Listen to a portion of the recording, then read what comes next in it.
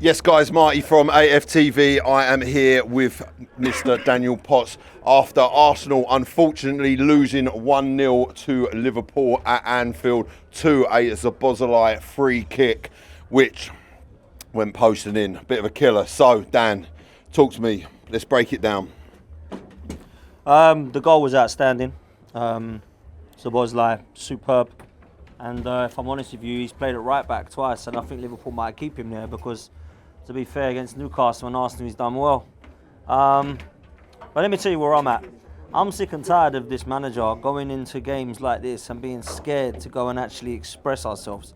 When I saw the team selection, I'm asking myself, why on earth is Marino starting in midfield, attacking midfield? Some people said it might be a 4-4-2, it might be a 4-2-3-1, it might be an attacking 10 role for Marino. I saw no creativity at all. And on the bench, we've got Dalman, which come on. We've got Nwaneri, who didn't get a mention today. We've got Eze, a new signing. We've got Ødegaard, our captain. All the creativity is on the bench.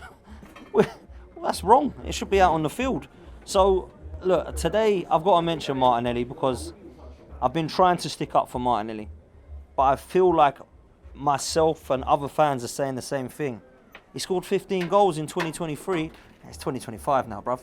Yeah, I need to see something from him, and I saw nothing again today. The only thing I saw was a Gabriel Martinelli who looks lost of confidence, shot of the kind of fearless side that I saw when he was 17, 18.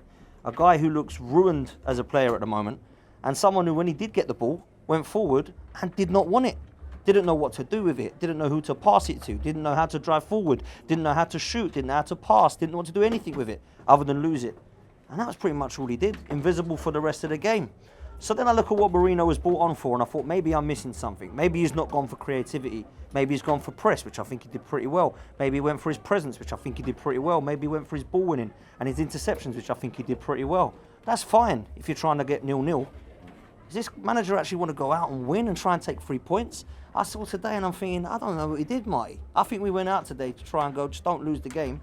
We ended up losing it again. And this is what I say, right, about the style of play. And this is what I said on the starting lineup. I said, this style of play, if he wants to go possession-based and he wants to start launching balls into boxes and stuff like that, which people say Stoke FC for, fine, win the game doing it. Otherwise, you turn into Sam Allardyce for Pulis. And that's why people take the piss out of him, yeah? He's got to win playing this way. Otherwise, your style will be laughed at. Because Liverpool today didn't particularly play very well. I don't think Liverpool today were looking at them thinking, wow, they're going to walk this league. I mean, crikey, they've absolutely destroyed us and won every single battle. I didn't feel like that. I thought they were there for the taking. I thought Madueke had Kirkes a couple of times. I didn't think that there was enough creativity for us, attack-minded to go. Gyökeres, everyone's going to say bad game. Did he really get fed much? Not really. I didn't see any creativity in that midfield whatsoever. We've got Zubamendi, Rice and Marino.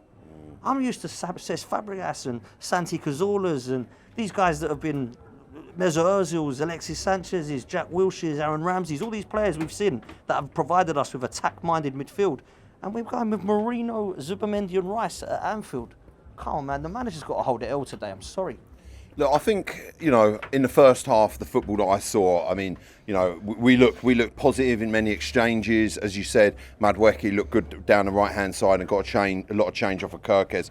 And there were a lot of times which I think we were in complete control of that game in the first half. For me, we fell off in the second half and there was a huge drop-off. And that is when those changes should have been made and sooner. Because as soon as they were, we saw how dangerous that Eze looked.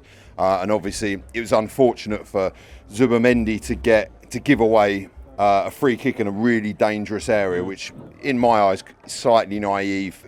Making a tackle that wasn't ever going to be a tackle. Where does your real disappointment lie? Is it the manager's selection? Is it how we played, the lack of intensity, or just purely the non-entity of the second half? Second half was really poor and disappointing.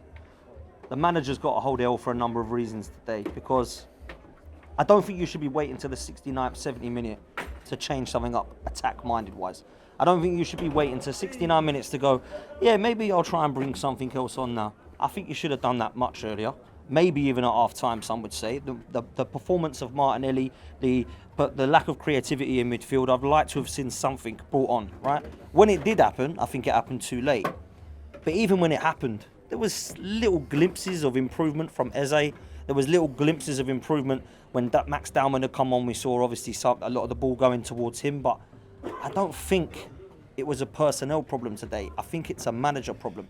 I think the manager has drilled into these players to be so negative and try to keep hold of the ball. Don't go and express yourself. You could see some of them, they're wanting to, I just want to go.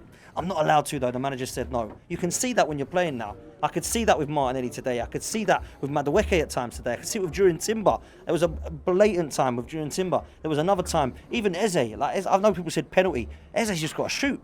Yeah. But he's like, do I cross it? And then he's trying to go for a foul. Just hit it. I want to see some intent. I want to see some fearlessness going forward. That's why I liked Ethan Waneri's performance over the last couple of games. That's why I've liked Max Dowman, because they're young enough to go, I'm just going to go and express. I'm trying to get into the team here.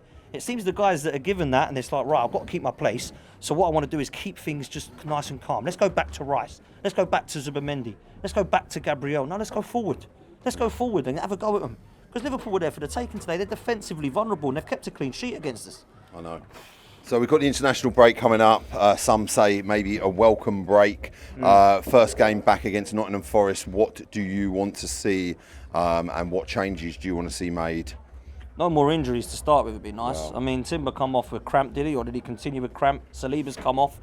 We've obviously lost Havertz and Saka. Odegaard's just come back. No sign of Ben White yet. We're 3 games in and that's about 6 players that have all got a knock or injury.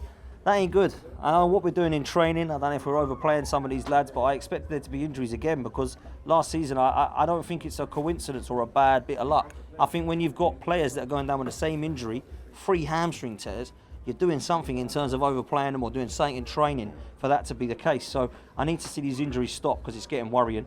Nice break. Everyone come back from international break fit. And then they go again against Forest, which is going to be a tough game. I know they lost to West Ham today, but they're a side that system-wise can hurt you. Defensively, usually very good.